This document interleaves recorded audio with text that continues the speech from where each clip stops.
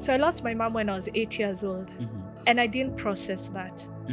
My identity was really shaken. But then God accosted me one day in my room when I was journaling, and he began telling me that there's more to you and that I want to use you. The way I am in the natural is always a manifestation of what's happening to me internally. How many scars, Mose, have caused us to run away from our quote-unquote pride rock?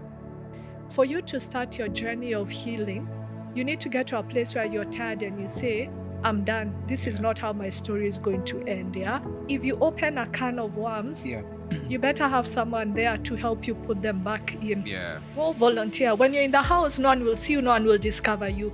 Go volunteer. When you're volunteering, you will learn something. You will be visible to the right people. I keep telling guys, this book almost took me out.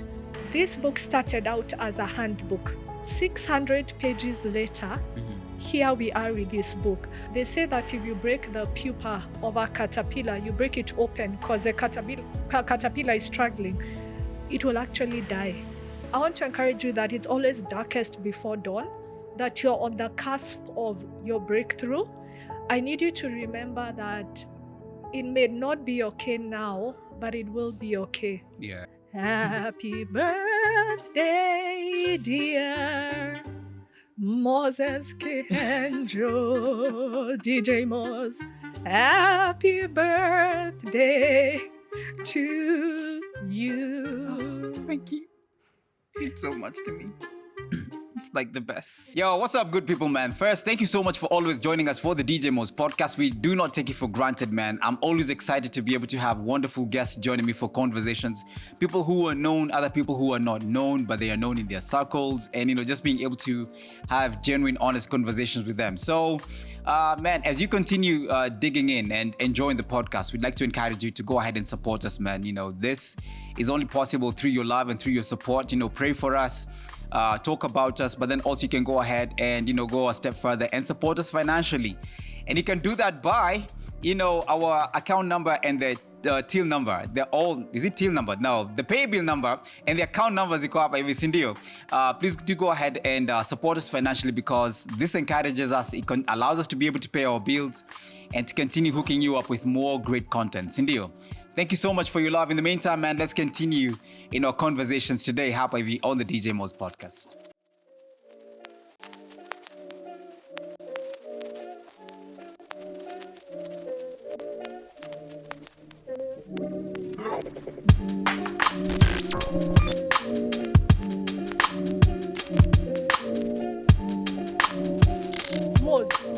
Yani, I was so scared. I'm there like, is it me who doesn't know music that I'm loving it and on repeat?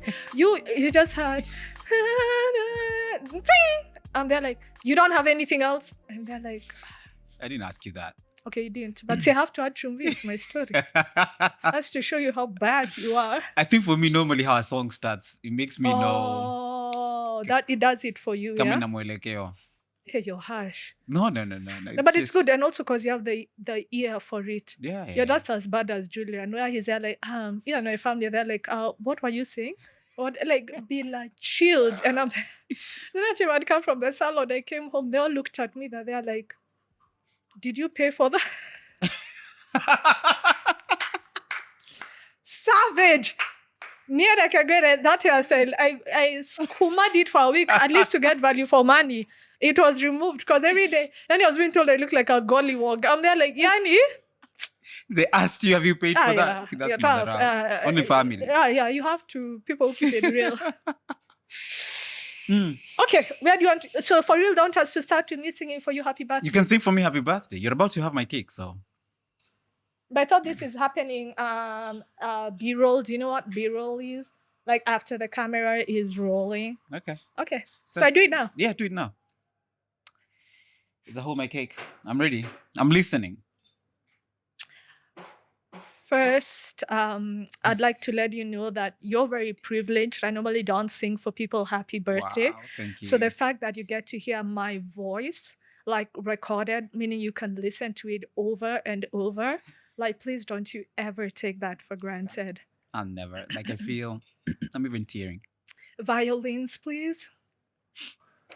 Happy birthday to you. Do you need some Kleenex?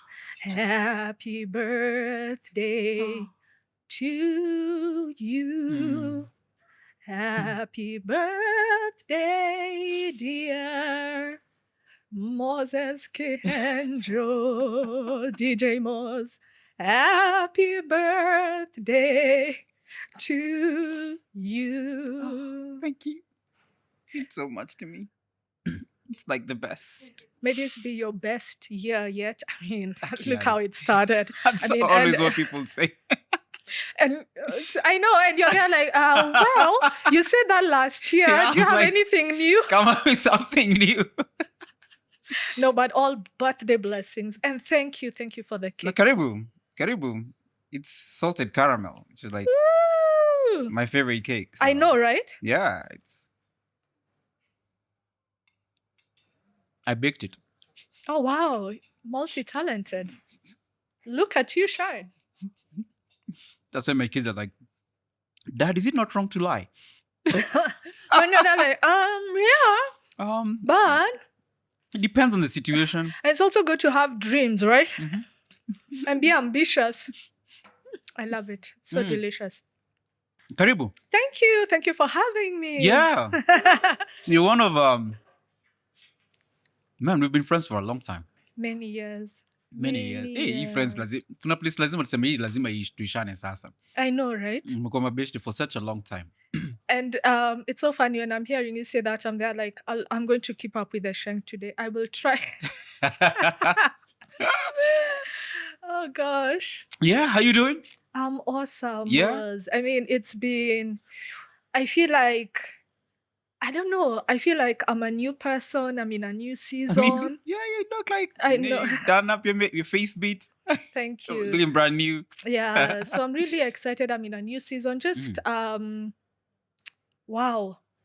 A lot. Yeah. I feel like for the first time in my life, I truly know who I am, understand my purpose, my assignment, and that's exciting but also scary. Yeah. Because I can now relate to Moses when he was stammering and stuttering. And they're like, okay, there's some things God calls you to do, and you're there like, I hear what you're saying, but I'm not sure if I'm the person for the job. Yeah.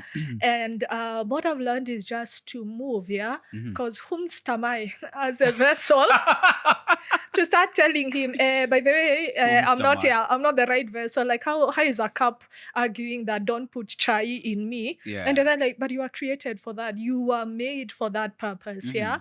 Or the alternative saying that you get to a place where you're there like, hey, when you're always using me, so you go use a plate or the spoon. Yeah. At times we get to a place where they're like, God, I feel like you've overused me.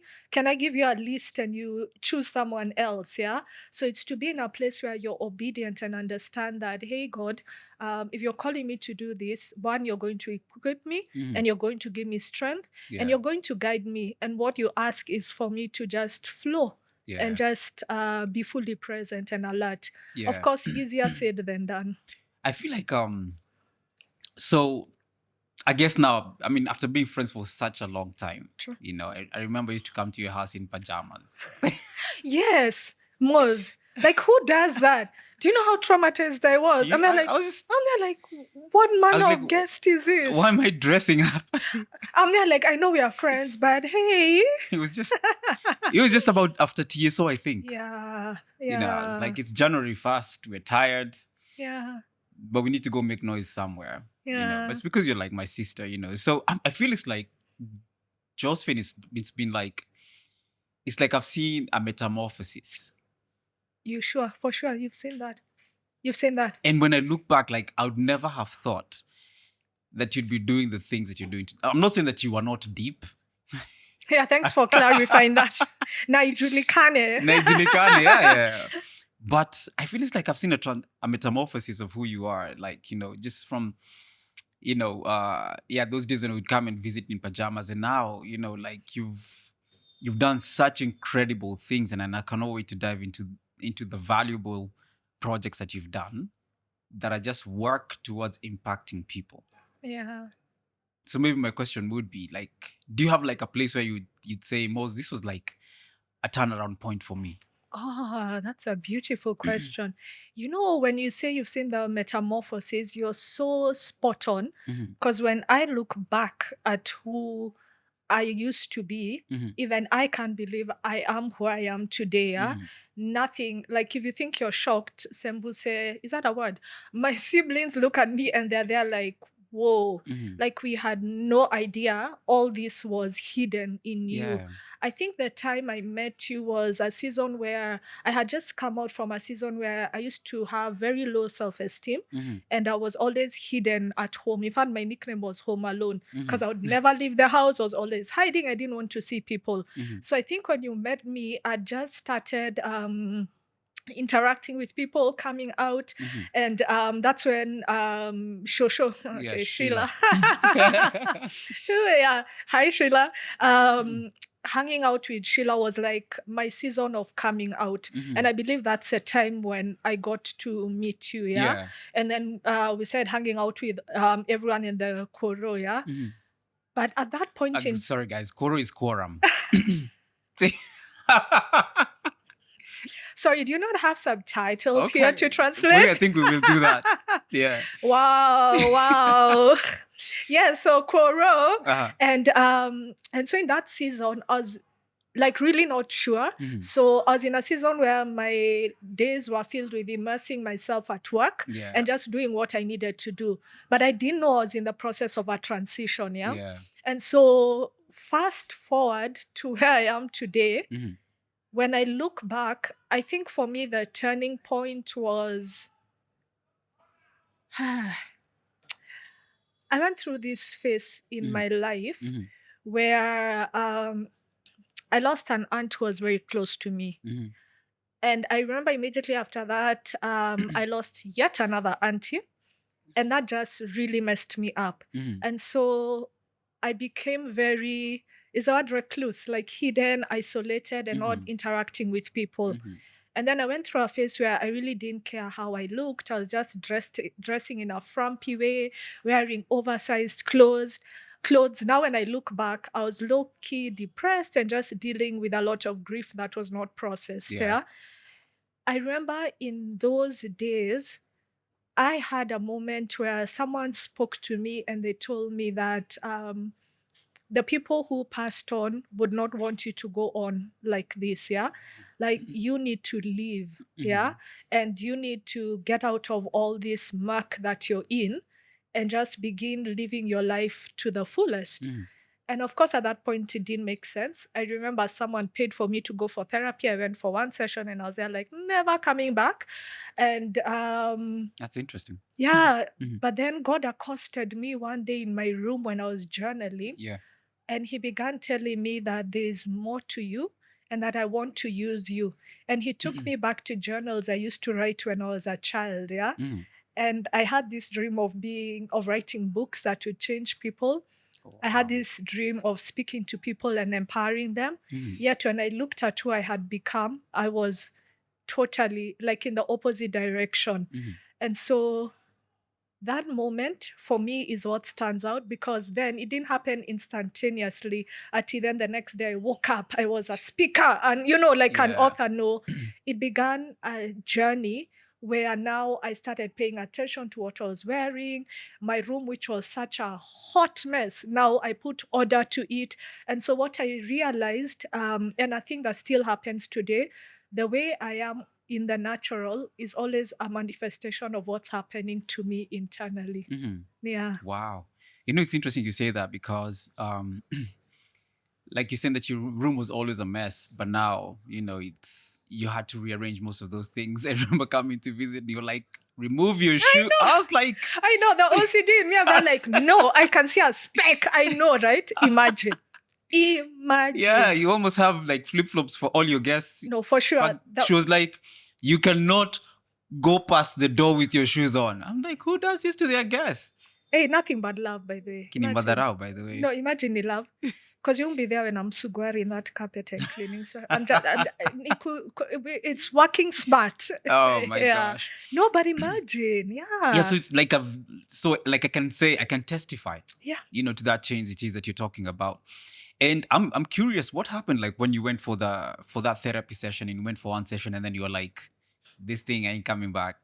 Was it just a bad experience, or you did not want to dig deeper into what was going on you did not want someone to dig deeper into what was going on in your life? So I think when I went for the session, one, I had been forced, yeah, so I was going. Mm-hmm. But then when I went in, I felt no shade to the lady. I can't even remember her name, which is good. I felt like she didn't take time to understand me. I felt like she just came at me like, oh, okay, I was told you've lost people in your life, so this is why you're coming for therapy. So I didn't feel like she took time to understand, hey, who's Kharay? What are you going through? It was, when people lose someone, I'm there like, madam, like, I felt like there was no connection whatsoever. Yeah. And so for me to imagine coming back for subsequent sessions, I was there like, no.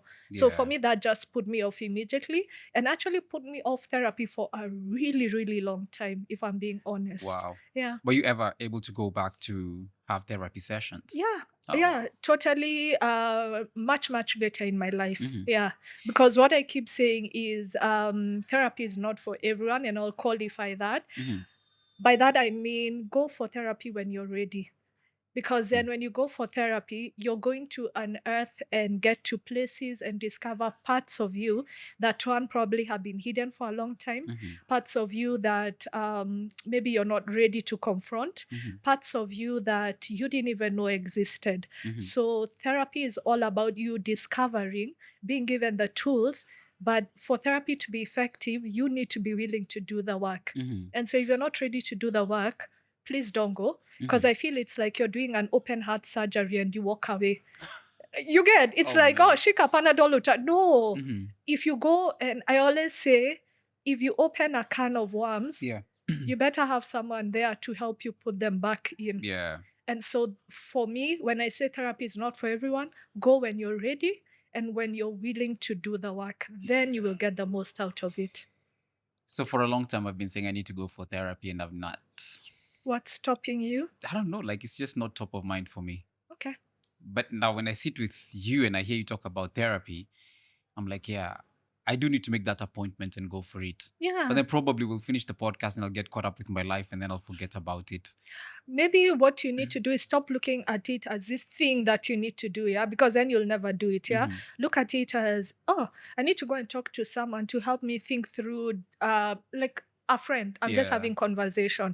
So your first step would be to vet the therapist you want to see. Then you want to go to someone who you have rapport and someone you're comfortable with. Once you get that, just go in.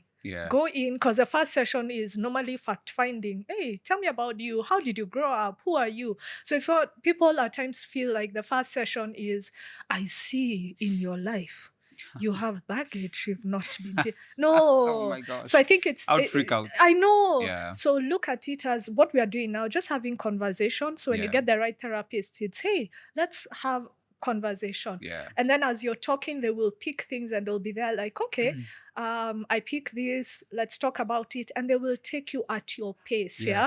So I encourage you, when you're ready, try it. Like I know I need to do it, and I encourage people to go for therapy. I think like I'm saying, it's just one of those things that I know I need to do. I just need to focus and make sure that I get it done. I even talked to Dominic. You introduced me to Dominic, who's an incredible absolutely amazing psychologist. And I was like, maybe, Dominic, can I sit with you? I even asked him, he was like, no, Mose, you and I are boys. So if we do this thing, true. Something has to die. It's true. I either stop being your boy but he was like, I can't do it. Let me introduce you to someone else who can go ahead and do it for you. So, but speaking of which, like when you say that you were a loner, back in the day, and people used to call you Home Alone. And there's a movie to that. I know, right? So, like, what made you be that person who wanted to be, just stay at home?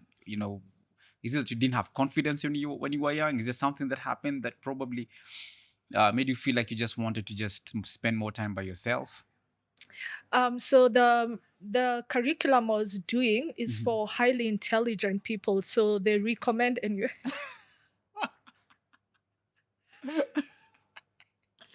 no, but God, who seriously, invited you? thank you for having me again, and thank you for that intelligent question. No, but seriously, wow. So I lost my mom when I was 8 years old, and I didn't process that. And so entered my adolescent years, and my identity was really shaken. Yeah. There was a time in our family, I felt like I'm the black sheep, and I don't even know where I got that narrative from. And I felt like among my siblings, I'm the one things never work out for me. My grades started dropping, and yet at some point, I was a student who was doing really well in school. Yeah. So my grades were affected. I started keeping to myself because I felt I have nothing to offer. And so with time, my voice became silent, and I stopped talking, and I found solace in being alone.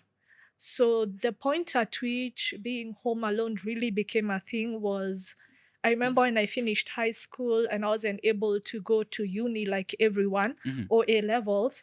I then feel embarrassed when I'm hanging out with people and guys are asking, hey, what are you doing? I got tired of telling guys I'm at home. Yeah. When you're at home and you've just finished Form 4, it's okay. But then 3 months later, 6 months, okay, what are you doing at home? Yeah. And so it was easier to hide than pretend every time when I was around people. Yeah. And my family tried. They'd always be there like, oh, let's go here, let's go here. I'd be there like, no, I'm okay. I'll stay at home. And so home became a thing. So I'd stay home. I started reading a lot. I found a lot of solace in books. I used to journal a lot. That was and is a way I still process my thoughts. Yeah. And it's funny when I look at those journals back then, I used to write leaving no space and a tiny font. Imagine font 2. Because I used to say, just in case someone finds my journal, you'll be so annoyed trying to understand what I'm saying. Yeah. So it was, those secret codes, yeah. And then what else did I do in that process, in that season?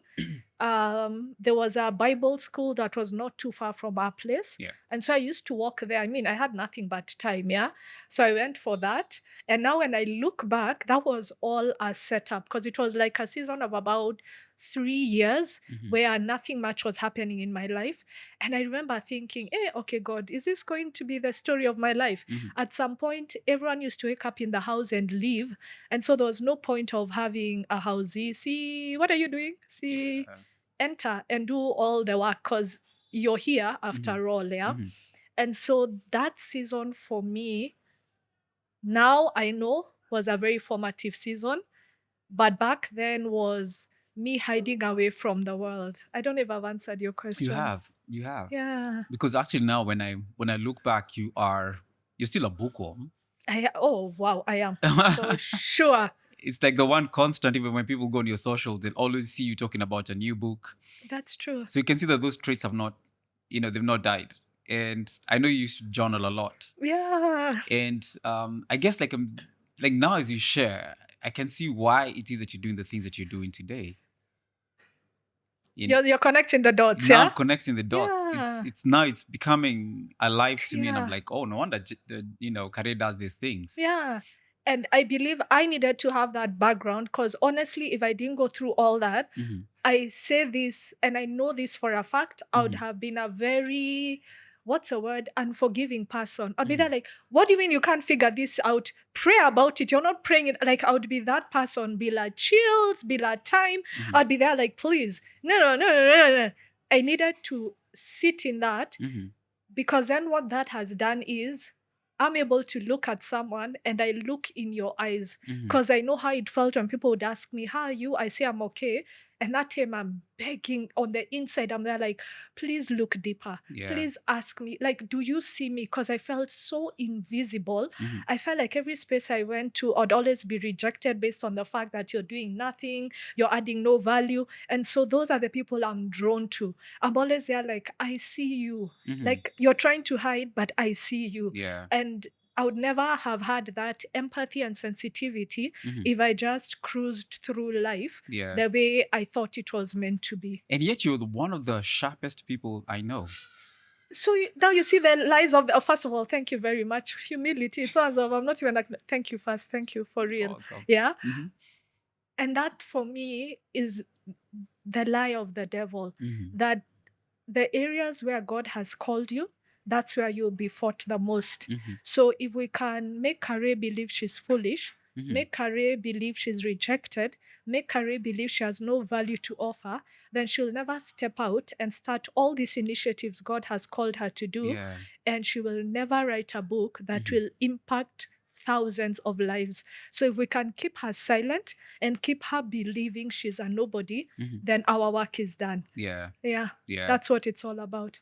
It's so when I look back, I'm just thinking about how you think outside the box. Like you don't think, let me say, you don't think necessarily linear like everybody else. You're always trying to look at things from a different perspective. And I think maybe it's because you're very introspective as well. When you're trying to come up with the things that you're doing, let's say, for example, you started a company and you call it Bluegrass. And ask you, why did you call it Bluegrass? And you're like, because everybody says that the grass is always green on the other side. True.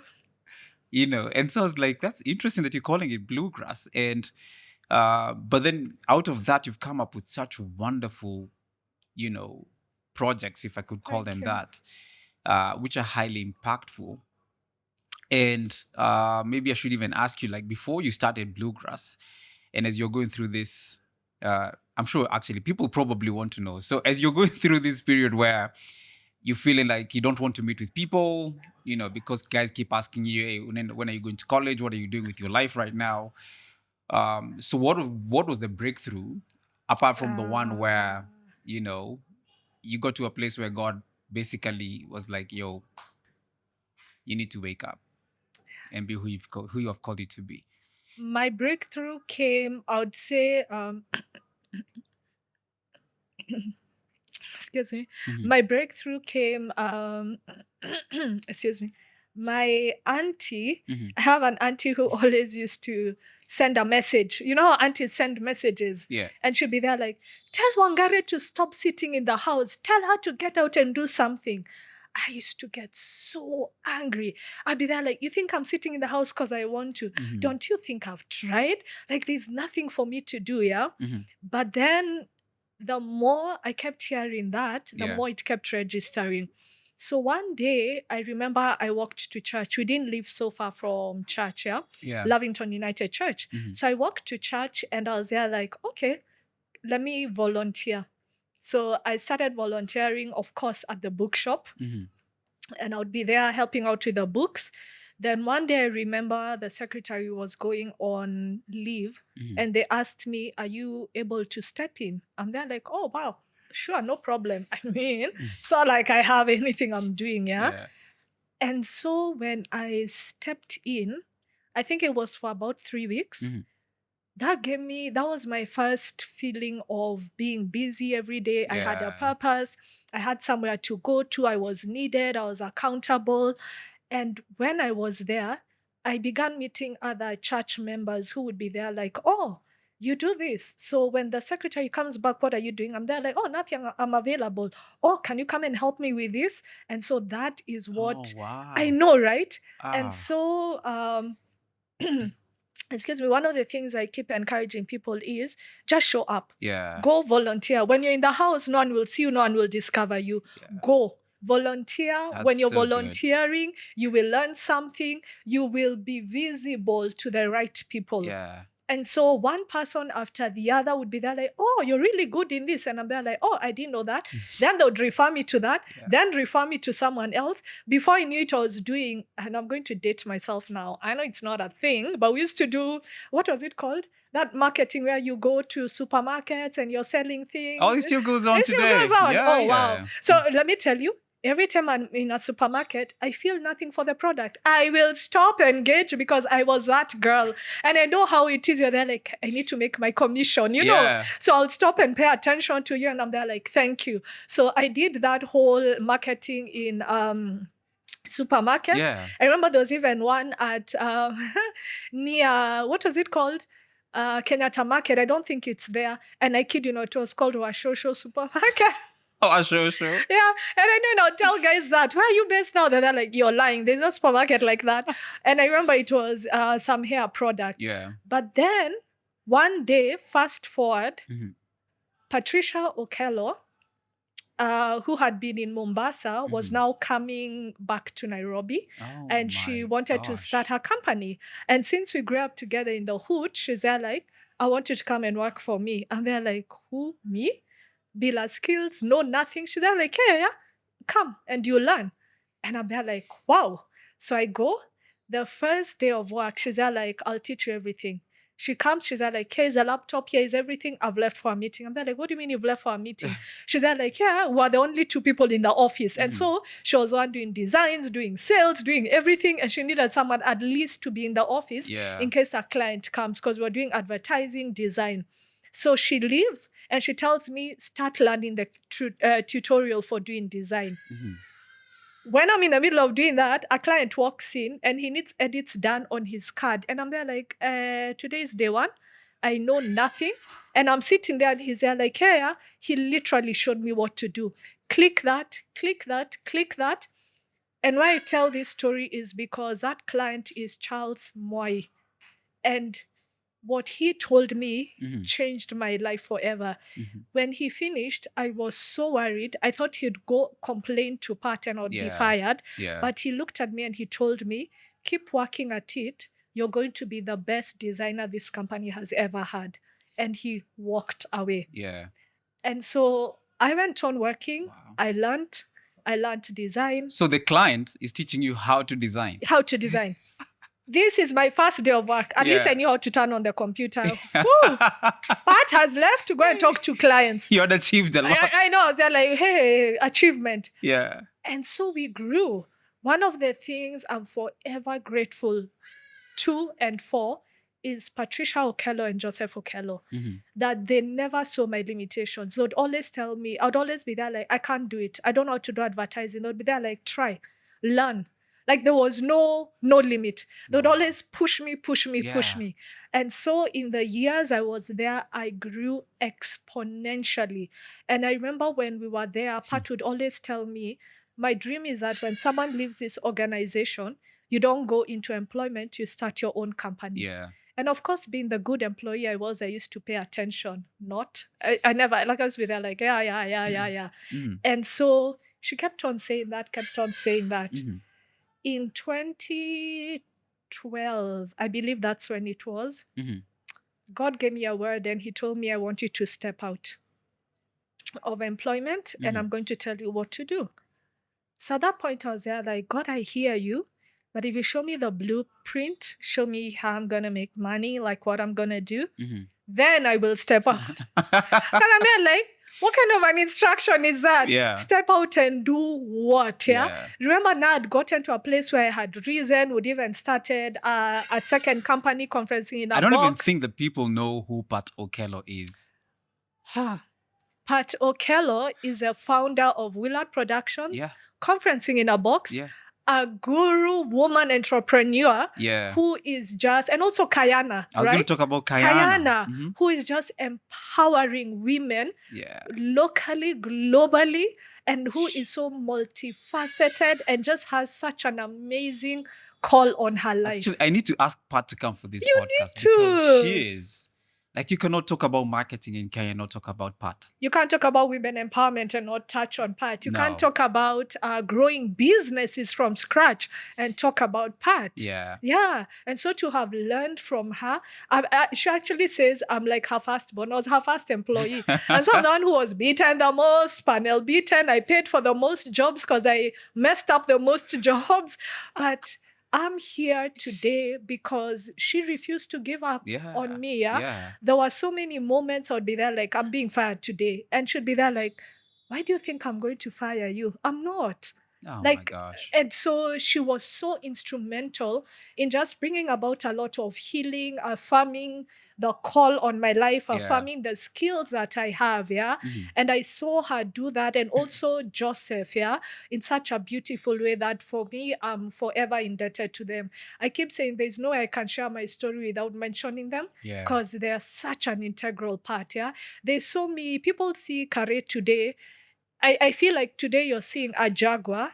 They saw a Volkswagen panel beaten that's not moving. So they did the work Yeah. for me to be here. When people are celebrating me today, Mhm. the person they saw, I'm coming late, I'm showing up with hair half undone. I mean, like I was, yeah, the part says, if I didn't quit with you as employee, like I was that bad. Yeah. Yeah. And so, hey, that's why I extend grace to people, because Wow. I'm there like what they did for me, Mhm. whomst am I to let it stop with Yeah. me? Yeah. And also now, when God is asking you to transition from that place, you are working with the best that there is in the industry. And so God Exactly. is asking you to leave, To leave and that you're asking Him for a blueprint. because I have the best clients. Yeah. Like I'm at the top of my game. Things Oh are my, working. yeah. I'm Because I came and sat thriving. down with you guys, and I was like blown away completely. Right? Mhm. The corporates were handling, and I'm there like, okay, so I'm stepping out to do what exactly?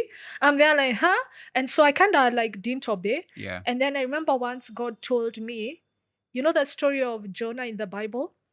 When Jonah was disobedient, it got to a place when the storm was so bad, the people started throwing over things overboard, Yeah. yeah, Yeah. to just try and come, Yeah. to make things more stable, yeah. Mhm. Every time we read that story, we don't realize that what they were throwing overboard was their livelihood. The Mhm. only reason they would be at sea is to go and sell merchandise and come back. Yet the character who's causing all these problems is sleeping and just relaxed. Mhm. And God began telling me that if you don't step out like I'm calling you to, you're going to cause Willard and conferencing in a box to start losing clients because of your disobedience. Wow. And that was, I was there like, I'm doing it. I don't know where or what you're calling me to, but I'm going to do it. And so I stepped out, and it was extremely scary. I know I'm telling the story like this, and guys are thinking it's still the same year. 2 years later, I stepped out. Like, I didn't step out immediately, yeah. But when I finally stepped out, I used to wake up every day and drive around just to keep busy. Like, because I was there, like, I must do something. And one day God told me that keep wasting fuel and your time until you sit still. I'm not going to tell you why I called you out of employment. Wow. I was there like, gosh, man, rough game. And so I sat still, and that's when he began pouring into me. And he told me that I'm calling you to set up a company that is not just a company. I'm calling you to set up essentially a company that's going to go to the marketplace and take the word and speak to people through the different things I'm going to call you to do.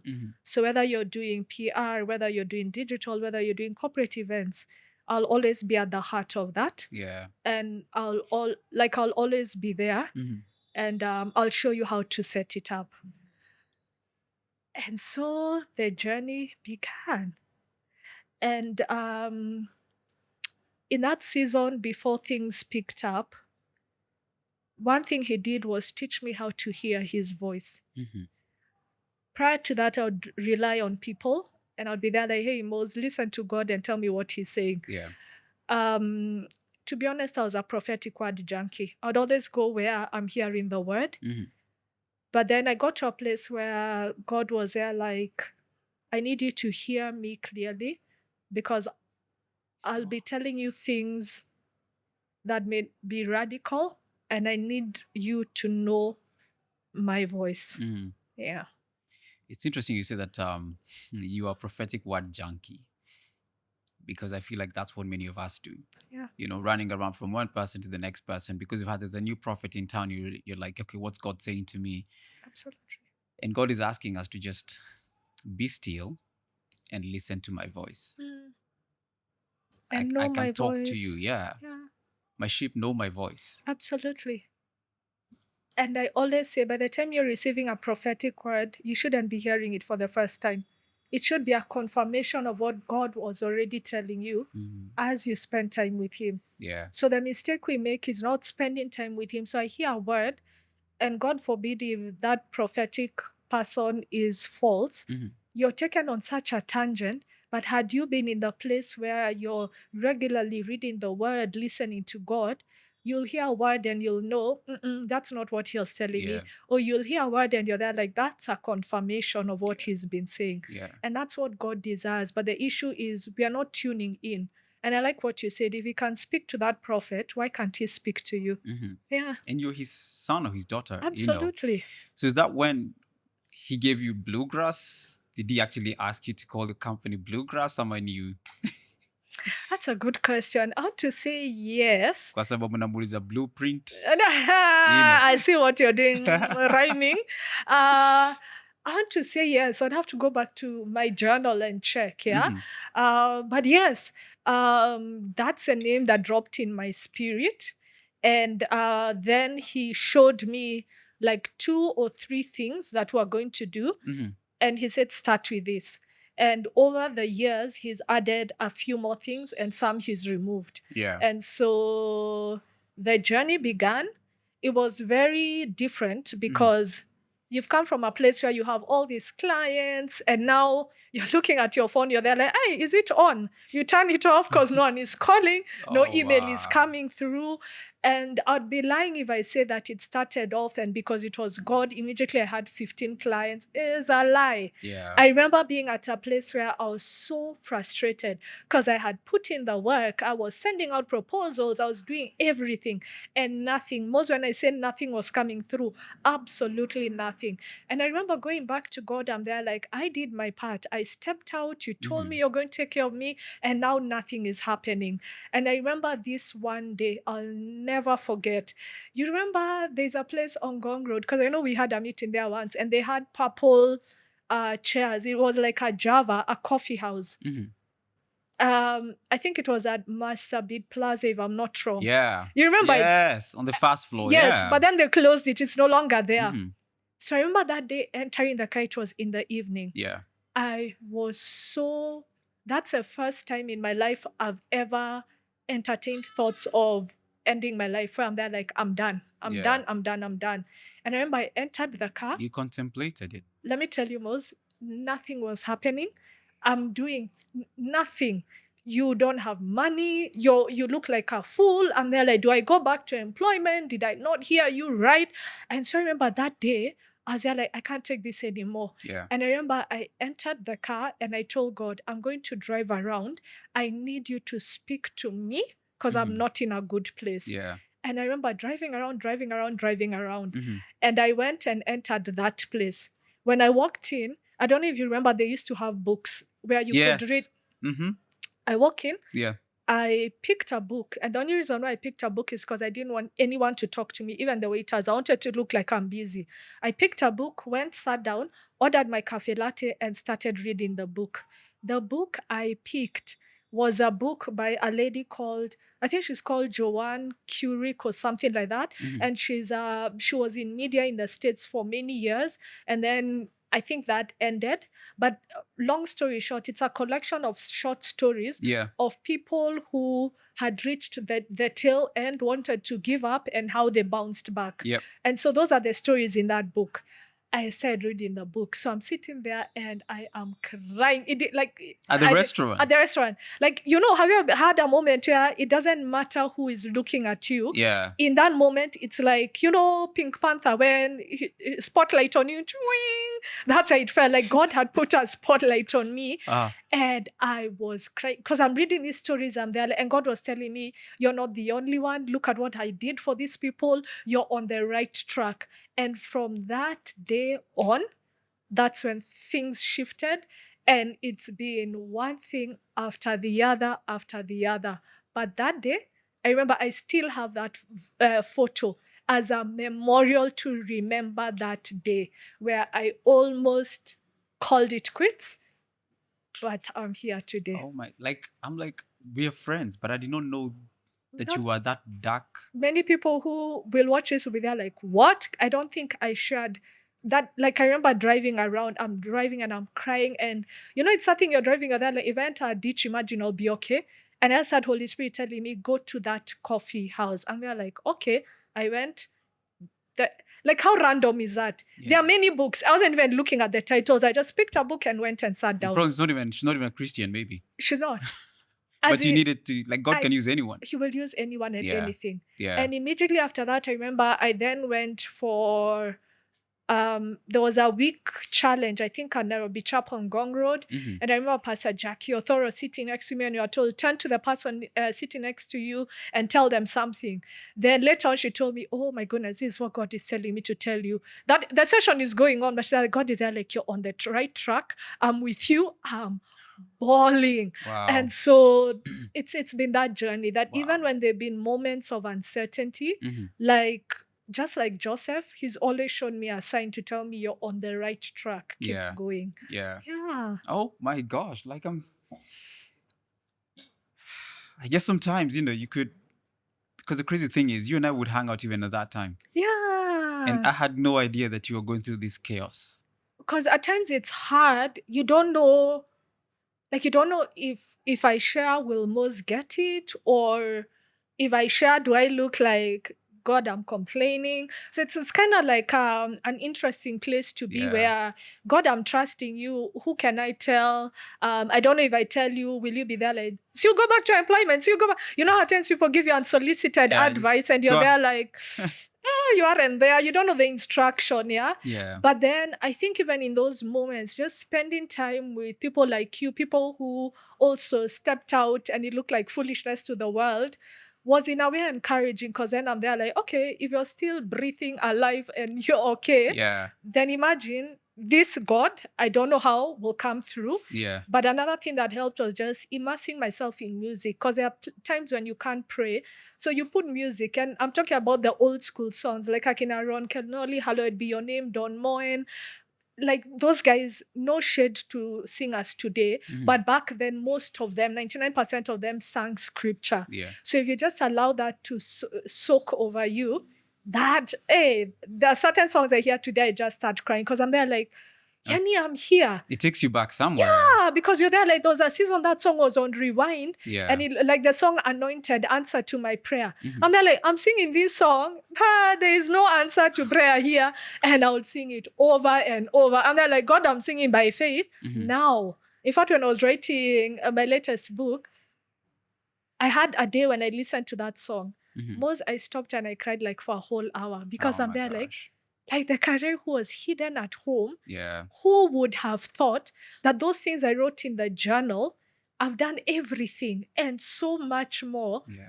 Like, who is God? It's, sometimes we look at that scripture for no ear has heard, no eye has seen, neither has it entered the hearts of men what God has in store for those who love him. I believe that it talks about the future, like when we are with him. But then also I think even now, he allows us to do things like when you look back when you look back and you at your journal and you're like, God has allowed you to do not only what you had wished to do that you had written in your journal, but even above and beyond what was there. Like if you look back, it'd be like, I never thought I'd be doing the things that I'm doing today. Never. In fact, I would have thought it's a lie. Even my family would have been there like, you're talking about someone else. Yeah. Like, in fact, Jill and my brother keep saying, now we are trying to make her keep quiet. And to stay at home. And they're like, not gonna. And I'm making up for all those years. So prepare to hear this voice a lot.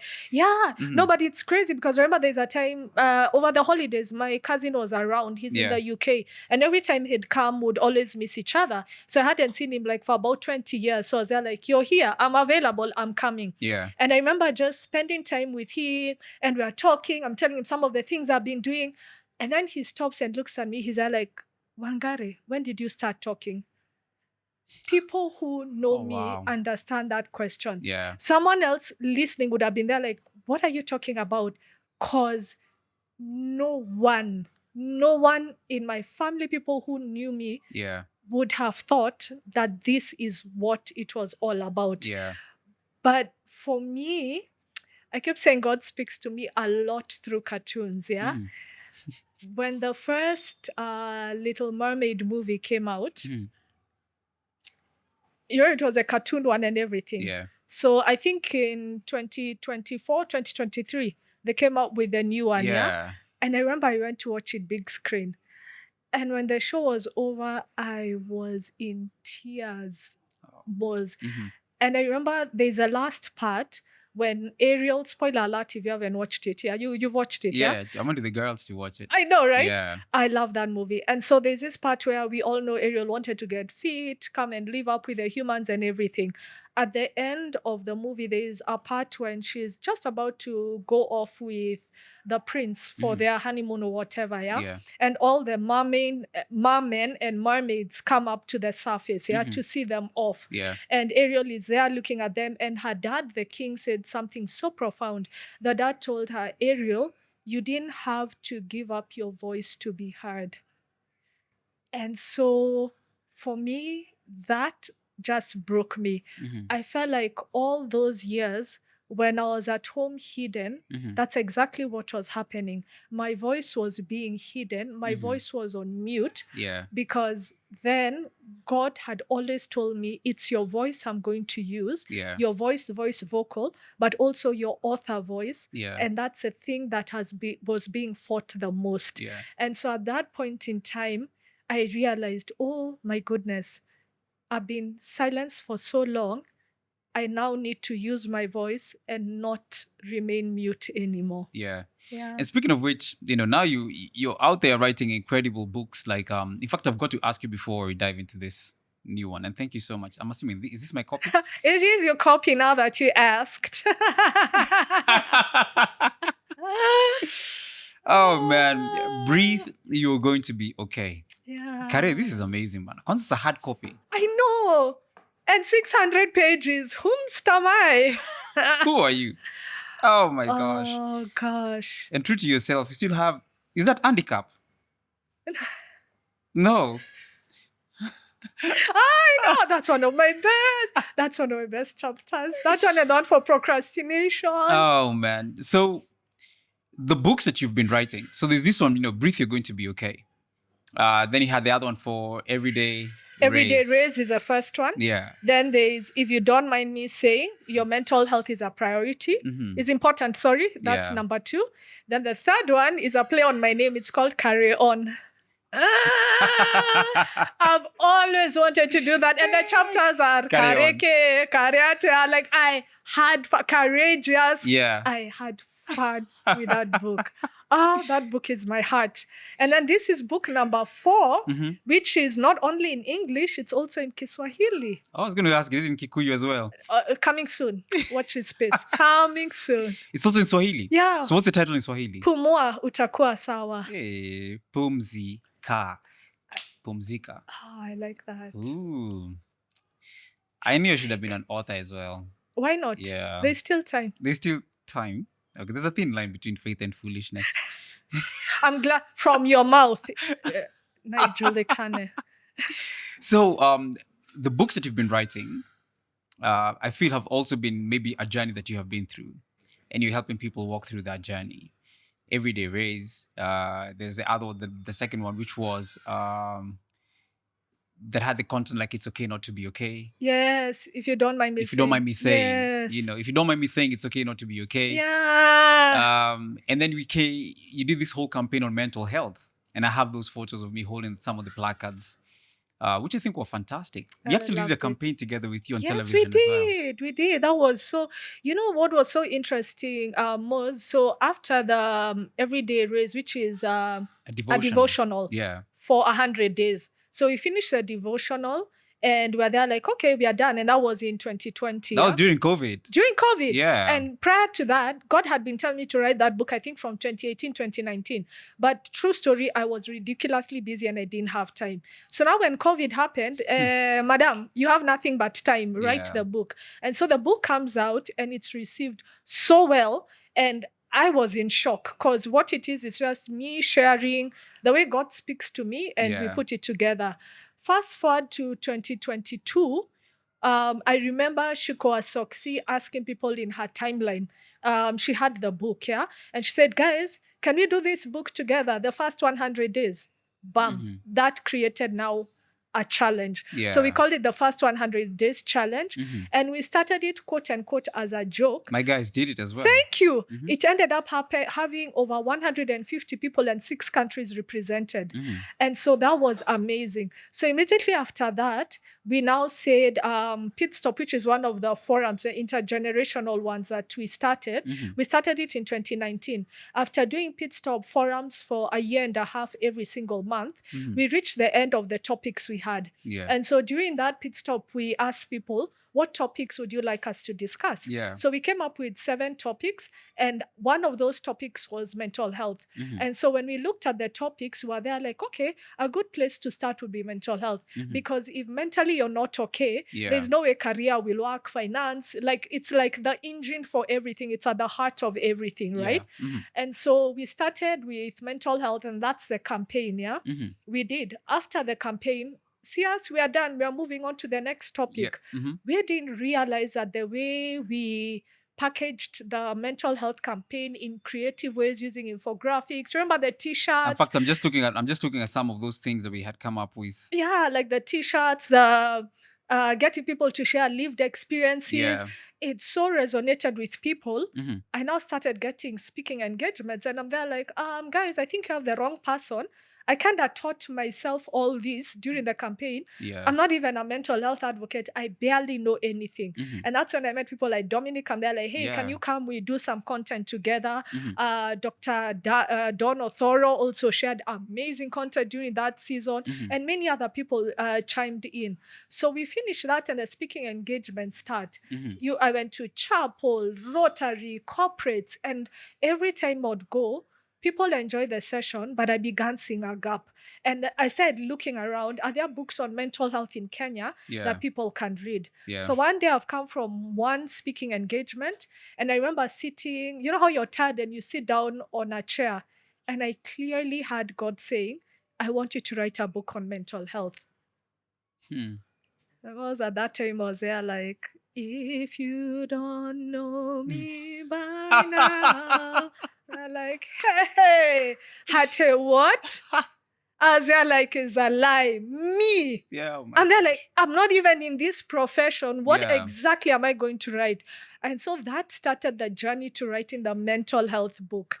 So wrote the mental health book, finished it. This one, if you don't mind me saying. If you don't mind me saying. Yeah. Then if you remember, the middle pages are yellow, the worksheets and everything. Yes. So then It's actually very well done, because there's a point where you allow people to be able to draw. To doodle, right? And color, right? Yeah. And so that book comes out, and they're like, okay, that book. Wow. It came out June 16th, 2022. Between June to December, I felt like it was 5 years rolled into one. If I thought things had opened up, let me tell you, that's when I realized people are not okay. People are dealing with heavy things. People don't have language. It's almost like people needed permission to be able to say, I am not okay. Yeah. And so just sharing it in a way that made it so non-threatening, using the color yellow. For your information, yellow is not even the official color. It's green. But me, I was there like, no, every emoji on your phone that has green is for what? Vomit. Just for yucky things. So I said, I never looked at it from that perspective. Yeah. Because I'm there like, what is green? So I said, we are using yellow because yellow is a happy color. Yeah. And so we painted the town yellow. So after that book was Carry On. And Carry On is a totally different book because that's centered around 2 Bible characters. My favorite, Joseph, and the woman with the issue of blood, where we really don't think about her. Yeah. But when you think about it, whether you're male or female, we all have issues of blood that we need to deal with. Things that expound. So the woman with the issue of blood, it started off as something that was natural that then became abnormal. So her bleeding went on for 12 years. We have seasons in our lives where things that were normal have now become abnormal. Yeah. Where we started off living life as healthy people, but now we don't realize that we've been living most of our life on survival mode. We don't realize the trauma we've had to go through. Yeah. We don't realize the dysfunction we've endured in our families, in our relationships, growing up, the childhood trauma we went through, and how that is showing up in our life today. Yeah. And so when you look at the woman with the issue of blood, she had to go through a journey of healing. But for her to get her healing, she had to step out and walk in a place of boldness and be courageous enough to go against the crowd and touch Jesus's hem. Yeah. For you to start your journey of healing, you need to get to a place where you're tired and you say, I'm done. This is not how my story is going to end. Yeah.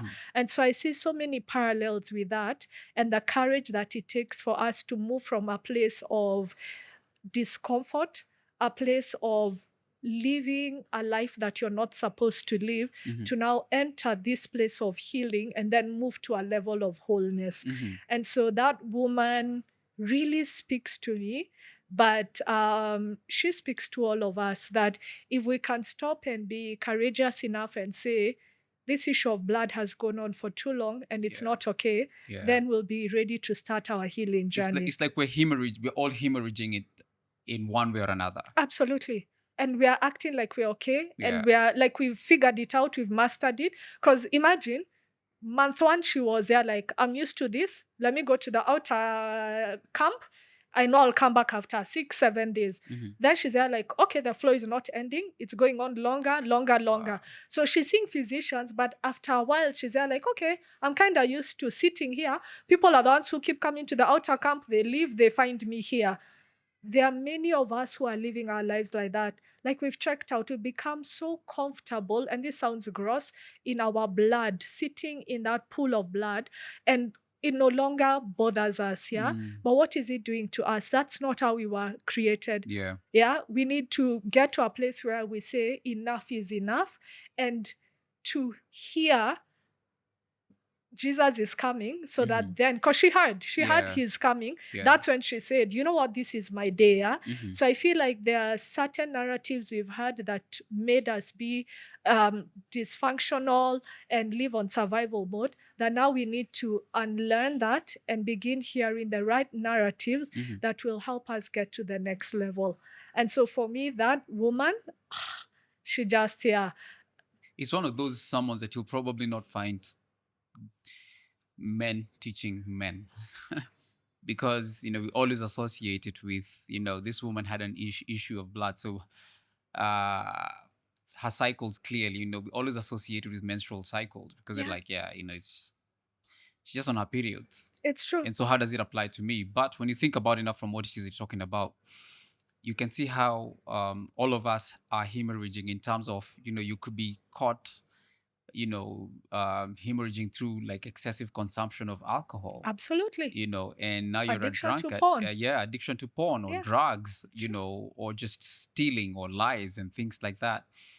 And so that we need to get to that point where we're like, I'm really hemorrhaging and this thing is going to kill me. Absolutely. And it's important for me to run to someone who can rescue me and save me from this journey that's spiraling downwards that I am on. And that person is Jesus Christ. Absolutely. So I love that. I love that you've allowed me to be able to see it. I've never looked at it from that perspective. Yeah, and it's one of those stories that you don't think about, but when you really dig deep, you're there like, wow, that's all of us. It's like that story is a sliding glass door to show us our lives. And it's so easy to dismiss and be there like, oh, I read the story and I moved on. No. But when you really camp there and think about what was happening, you're there like, that is me, right? And so it's to always go back and say, have I gone back to the outer camp? Have I gone back to, because, and so to always just keep assessing and checking your life. And even maybe if I can even push it a little bit farther, is like this lady, because she had the issue of blood, the society would ostracize her. Absolutely. That was how the culture was. Absolutely. And also for her, because that's the setup of the society, so she could also not go to where people were. Absolutely. Because she was unclean. Yes. And so it's easy for people to be home alone because they feel I don't fit there because of these issues that I have. Word. People are going to smell my stench. That's because so true. I am unclean. Everything I touch is I cause people to be unclean. Yes. That's so profound. I'm stuck in alcohol abuse. So I'm a drunkard. So nobody wants to associate with me. You can see your family and things falling apart. So you exclude yourself from the society because you clearly feel that people are judging you and they do not want to be associated with you. And so, like, you can see how there's many of these parallels between the lady and what we're Absolutely. facing as a society today, Yeah. both men and women. Yeah. And Yeah. also getting comfortable with the label society has given you. Because Yeah. we don't know her name. Yeah. We just know her as a one with the issue of blood. That's right? it. Yeah. And so you get to a place where they're like, okay, guys think I'll amount to nothing in my life. Mm. Sawa, let me own that label. Oh, Yeah. see, you guys already know I'm an alki, so let me Yeah. own that label. Yeah. Yeah. I keep saying, can you imagine when she was healed and went back to her community, Mhm. and one day someone called her, hey, Margaret. Like, you're there, like, who is that? Like, for 12 years, you've been known as a woman with the issue of blood. Yeah. You actually forget what your name is, yeah? Yeah. And so I feel like there are people who have forgotten who they are, yeah? And that Wow. brings me to Lion King. I know this is It's animated okay. feature I love it. series. Mhm. There's this part, Lion King, Simba. Mhm. Rafiki comes, a monkey, and hits him on the On head. there with the- Right? yeah, Doing. And what does he yeah. tell him? I know where your father is. And Simba is there like, where? He's there like, follow me. And he runs, yeah? So he runs and they get to the river. Yeah. So when they get to the river, he's there like, look. So Simba goes, he looks in. He And just he's there like, he sees a that's not reflection my of father. himself, That's yeah. my reflection. Mhm. And he's there like, look closer. And so he goes and he looks again. When he looks again, what happens? The father appears in a vision, yeah? Yeah. Mufasa. And he's there like, Simba. And he's there like, Father. He's there like, Simba, why have you forgotten me? He's there like, Father, I would never. He's there like, because you've forgotten who you are, so you have forgotten me. And he's there like, remember who you are. Mhm. Remember who you You are. just need that voice for Yeah, James yeah, Earl yeah. Jones. All that's lacking is a bass. Yeah, I Yeah. hope you'll add that when you're editing. So yeah, we get the feeling, yeah. Yeah. And immediately the father disappears, a vision, yeah. And Simba is there like, Father. But in that moment, think of what happened. Yeah. Rafiki is Holy Spirit, the podcast, what you're doing, knocking us back into reality. When Simba was told, because you have forgotten who I am, then you've forgotten who you are. Mhm. Mufasa was a king. Yeah. What made Simba run away in the first place? Simba had run away because his uncle Scar told him that you killed your father, run and never return. Even though he had not killed his Yeah, father. so Simba was out here living with Pumbaa and Timon, convincing himself Hakuna Matata, eating bugs, yet he's a lion. You're not supposed to be eating that. Yeah. But in that moment, And become a vegan. right, Yeah. right? And is there like, homie, what are you doing? How many scars, Mose, Yeah. have caused Oh, us to wow. run away I like that. from our quote-unquote pride rock? What is that scar that has convinced you run away and never return? Mm. That it's keeping you living a life where every day you're telling yourself, Hakuna Matata for the rest of my life, yet there needs to be Matata, because that's not where you're supposed to be. Your pride rock was Yeah. waiting for Simba to come and occupy. Yeah. So when the king was telling him, because you have forgotten who you are, Mose, do you remember who you were before the world told you who you need to be? Mm. Like, we keep giving people the pieces of us that we think are acceptable. Yeah. God cannot bless the persona you have created. Yeah. He's looking Ooh. for you. So when he's saying, remember who you are, look to him so that he can remind you who you are. And immediately after that, Simba came to his senses and he ran back to Pride Rock, fought Scar, and took over his territory. Yeah. So we need to move away from the places we have settled Mhm. and convinced ourselves this is it. Mhm. We ran away. We ran away to Pumbaa and Timon because we were running away from the trauma, the pain. Yeah. When I was writing this book, Now we part of can't- my journey Mhm. has This been is the new book, guys. It's the called new book, Breathe, You're Going to Be Okay. Yeah. This book started out as a handbook. We did our mental health summit in 2023, Yeah. and we knew we needed to do another one last year. Mhm. And so what we realized is the other summit we did was 2 days. And when we left, the information was so heavy, so relatable. We felt it would be good if people have like a handbook with all the worksheets that each speaker had given, so that 3 weeks later, when you're going through a moment, you have something to reference, and it can remind you the exercise to help you maybe calm down, work through depression and stress. And so I was told by our team, you work on the handbook and then we'll do the rest. So I went in knowing I'm doing a 20-page handbook. The more I started writing, to be honest, I was being lazy. I was speaking things we had posted on social media. And they're like, why? Are we recreating the wheel? Let me just copy paste and put it together. But the more I started writing, the more Holy Spirit would tell me, I need you to go deeper. I need you to go deeper. Please note, Mose, this is March. The summit is happening in May. So as I'm going deeper, we are drawing closer to May. So I'm getting more frustrated because this handbook is not ending. The more I write, the more Holy Spirit tells me, now I want you to share this. Now I want you to share this. I keep telling guys, this book almost took me out. 600 pages later, here we are with this book. But do you know what? When I finished this book, one of the things that became very clear, remember the journey I've told you about my past? If ever there was a book I needed all those years, this was a book. Wow. This was a book. And so in it are 40 chapters, and chapters that go so deep, from childhood trauma to imposter syndrome to cognitive bias to, you name it, dealing with grief, to suicide, to mental fitness, to procrastination. I am there in that club. Number one contender. Kabisa. Mimi pia. Complaining, to gratitude, to like it's packed. And what became very clear was that this book, remember in the yellow book, the middle pages had very few exercises. I think there were only like about 30 pages.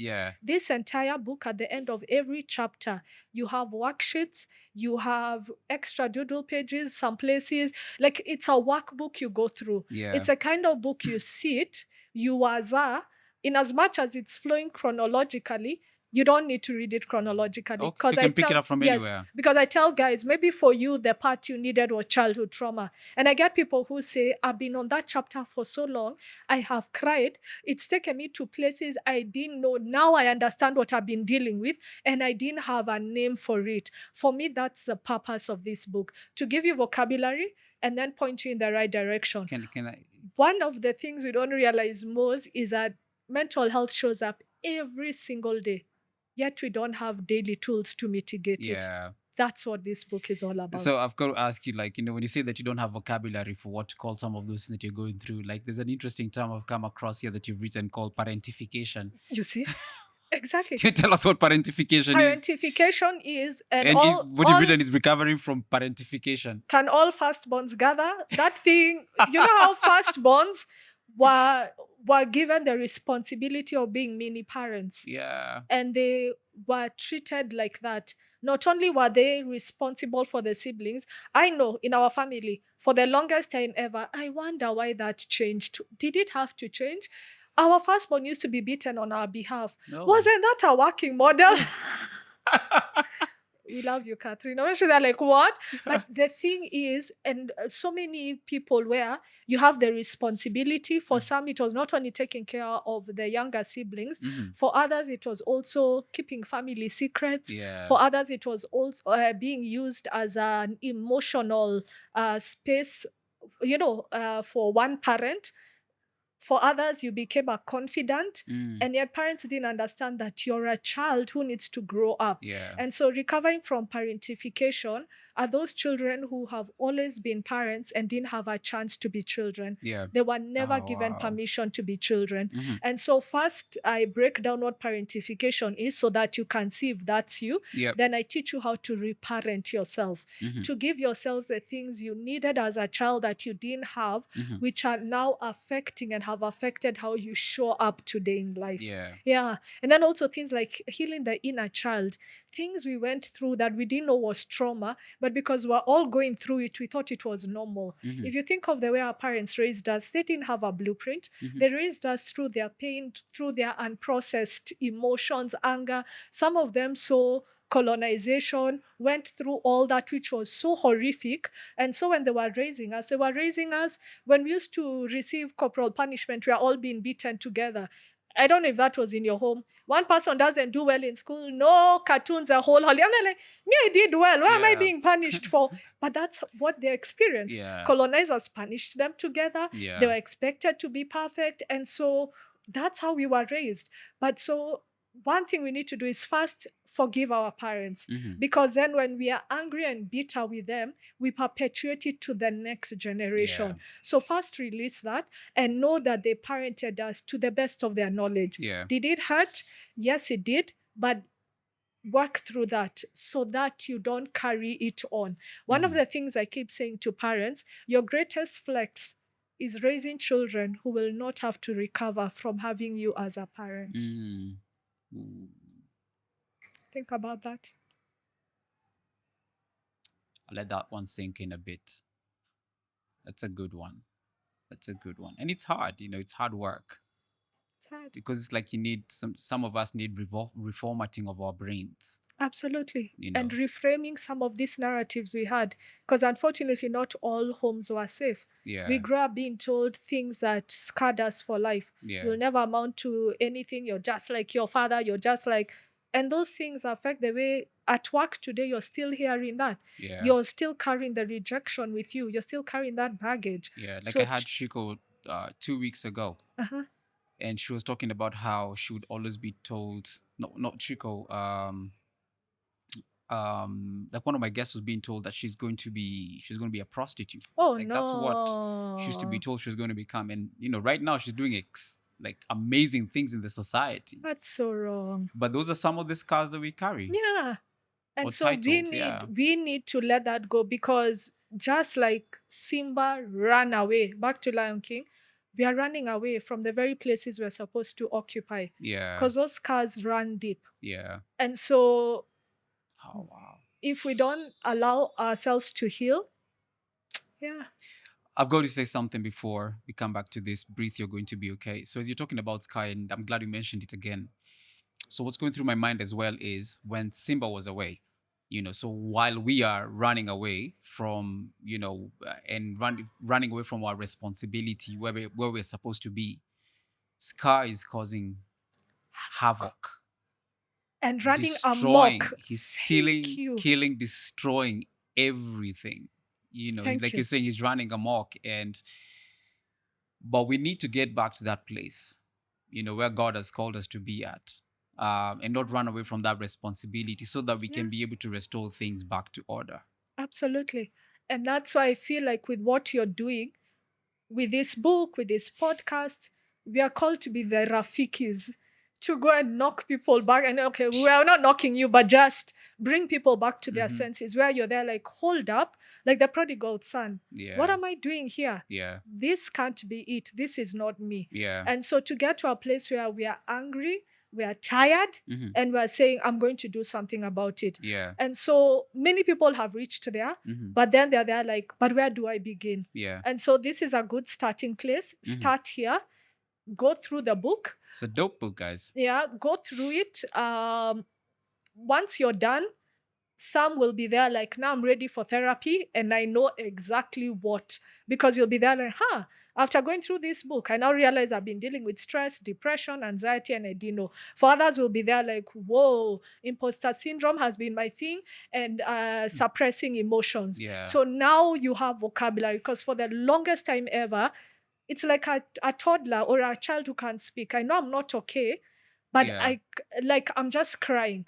Vis-a-vis, what you tell an older child who can't speak, use your words. Don't just cry. A lot of us have been screaming. We want to use our words, but we don't know which words to use.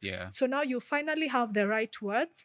And I wrote it from quote unquote a layman's person. So I'm not using, when your medulla oblongata is not articulate. No, It's every day. Every day. Like, cause who speaks like that? Yeah. No one, yeah? Mhm. So it's everyday language so that you realize. The best analogy I give is, Mose, when you feel like you're getting a homa, like now the weather is changing, what's your go-to concoction before it becomes a homa? What do you Dawa. do? Dawa. Mhm. Others will eat garlic. Others will take, I don't know, orange juice. We know that for our immune system. Yeah. How come we don't know that for our psychological immune system? When you feel you're about to get to burnout, when you feel you've been feeling off for a couple of days, Yeah. it's because we don't have tools to deal with that, Yeah. that we wait until the tail end to go to some of the coping mechanisms that have now been normalized: alcohol, Yeah. doom scrolling, Mhm. pornography, Mhm. substance abuse. Yeah. But what if we had a tool that we can use every day? We had a way we can check in mentally. That is you ensuring you don't get to a full-blown homa. Yeah. And that's my hope with this book. Yeah. That you have something to use daily. Check in daily, weekly. You can do it alone. You can do it with your, you told me Koro is outdated, with your squad, whatever. And just work through it. Yeah. Even my crew was wondering, what's Koro? You guys use Koro?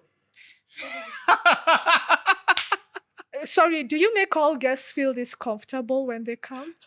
Absolutely. They're like, we don't. And it's not like I said pedo. I mean, come on. Even I don't know what pedo is. I'm just joking. Oh. Oh man, but this is such nuggets of wisdom, Bana. Yeah. And I'm really glad that God has allowed you to.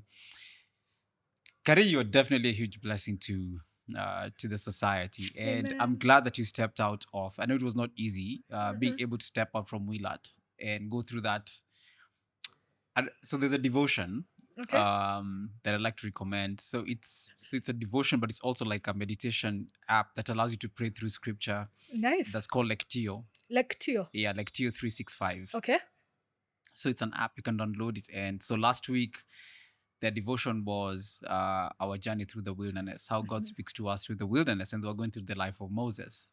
Oh, nice. And so like I feel like due to those days when you are when you left Willard and you are going through this dark season, that was your journey through the wilderness. Absolutely. And God speaking to you in that space, because now like your writings are overflowing from some of those moments. Absolutely. Oh, that's true. For sure. Yeah. And so there are many of us who go through these dark moments and we wonder, okay, God, what good can come out of this chaos that I'm going through? But I'm one of those guys who believes that there's no wasted experience with God. Absolutely. They all have a purpose and a plan. And so I'm so glad that you've been able to channel that. That's the word that people are using now is energy. That you've been able to channel that energy imagine, into Mose, I'm something not that good. bad. Imagine, I do know the modern terminologies out there. Just because I slept on one word does not give you the authority to judge me. Hey, well, yeah. I'm here to remind you who you are. Yeah, of course, yeah, you're here to remind. Imagine, breathe. You're It's going gonna to be okay. But I No, but really that's also so do love the campaign that you powerful. did for mental health, and you gave us such cool t-shirts. Actually, going through our images, it's telling guys, give yourself time in bright yellow for sure. You're not alone in this. Absolutely. Because sometimes we feel like we're alone. And what you've written on your book as well, you've said, our stories may be different, but what we have in common is that we're all going through something. Absolutely. We all are. Hauko solo. We all Hauko solo. And I think what it is just because I see you, and you alluded to it earlier, that we used to meet and you had no idea I was going through what I've just shared. Yeah. And that's the reality, that you meet people and you think people are well put together. People are posting things with filters and everything, and you're there like, woo, your life looks like everything is okay. I must be alone. No, we are all dealing with something. And I think my dream is one day to do a campaign where we are all courageous for an entire month, an entire You love your year. name. I love that. You see what I did there? Yeah, I see I'm sorry if I'm blessed with a name that kind of like just goes with everything. Yeah, you just can't carry on like that. Again. So as we carry forward to what I was saying,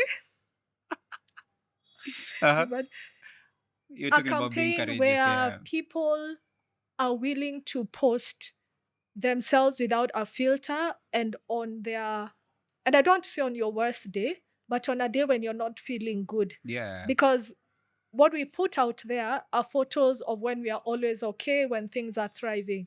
When I was in the mark of writing this book, and there are days I wanted to give up and days I was there like, I'm done, those are the photos I should have posted. And I've taken photos and I will share them so that people don't see a finished book and you're thinking, oh, wow, you did it again? No, like it takes a lot from you, but not many of us are talk about the process.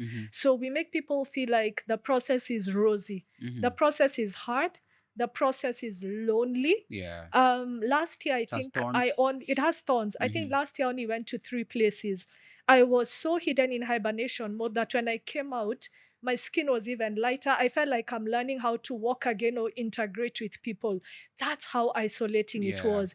And so just to encourage anyone who's in the thick of their wilderness, I want to encourage you that it's always darkest before dawn, that you're on the cusp of your breakthrough. I need you to remember that it may not be okay now, but it will be okay. I need you to hang in there. I need you to know that God has not forgotten you. I need you to know that when the Bible says he's inscribed you on the palm of his hand, it means then you're always before him. You're not forgotten, And just to know that this too will pass, and that there will come a time when you look back and say, I'm glad I went through that. You may not understand the process, but don't be in a hurry to end it. They say that if you break the pupa of a caterpillar, you break it open because the caterpillar is struggling, it will actually die.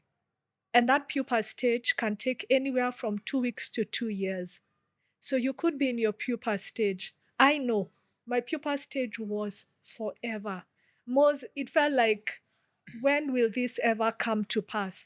But now when I look back, I'm so glad I didn't curtail it. So if you're in your pupa stage, please don't curtail the process. Trust the process. And yes, the process knows you're trusting it. I've seen those memes. Does the process know we are trusting it? You may not You're trusting the process. Yeah, but God knows. God is with you. I love that. Yesterday someone asked me the same question. Does the process know that you're trusting it? Because you're here saying, I'm trusting the process, I'm trusting. And the process is like, trusting who? You're on your own. And I think another thing that helps is get a community of people. It doesn't have to be many people. 1 or 2 people because you have those days when I'm done. They can cheer you up and keep you going. I remember when I was writing this book and I wanted to be done, my girlfriends came and sat with me and they're like, Kharay, you realize what you're being told to write is like a Bible. Why would you want to rush that? And that just changed my perspective. And I said, I'll keep writing and I won't rush it. That's what's up, Brandon. Honestly, thank you so much for joining me for the podcast today. Thank you I can't for even add to that having me. conversation. So good. Like even how you've just wound it up with the, with the encouragement. It's just absolutely perfect. And that's who you are. You are an encourager. Akimos. You and I need to be in the studio and drop some beats. That's it, Bana. And the other cool thing is, Kharay, that this book is actually 40 chapters. 40 days, 40 nights, So, guys, a lot of good content that's in this book. Again, Breathe, you're going to be okay. Where is it available if you guys want to get it? It's available at Nuria Bookstore. It's available at Kayana. And people can reach out to them and they'll be able to get copies of the book. That's what's up. Yes. Now we're going in the digital age. And so if people want to know, that's where we are. I know, clearly. Me and my Koro are not yet there. So, but guys can also find you on your socials. Yes, they can. So on Instagram and Twitter, or rather X, Miss Kharay, that's MS_KHARAY. Muluya angesema Kharay. Kharay, I know. Kharay. That's where you can find me. And they are happy to interact, and I share so much more there. And we plan on doing so much around the book, breathe sessions, where Let's people do that. come, I'd be happy to be a part of it. Oh, please, I'd love you to be a part of it. Like there's a whole thing around it. So, That's what's up. Anyway, guys, I hope that you've enjoyed the conversation that I've had today with my good friend Kharay. Anyway, she's called Kharay.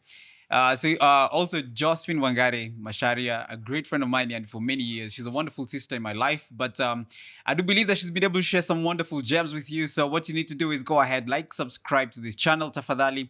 Share the podcast with your loved ones as well as your enemies, because that's how we keep them close. Sindio, that's how you show them love. You guys have been wonderful. Thank you so much for joining us for the conversations. Please go ahead and comment as well. We'd absolutely love to know what nuggets have you been able to pick up from the podcast. Peace, we love you, and we're out. Thank you. Thank you.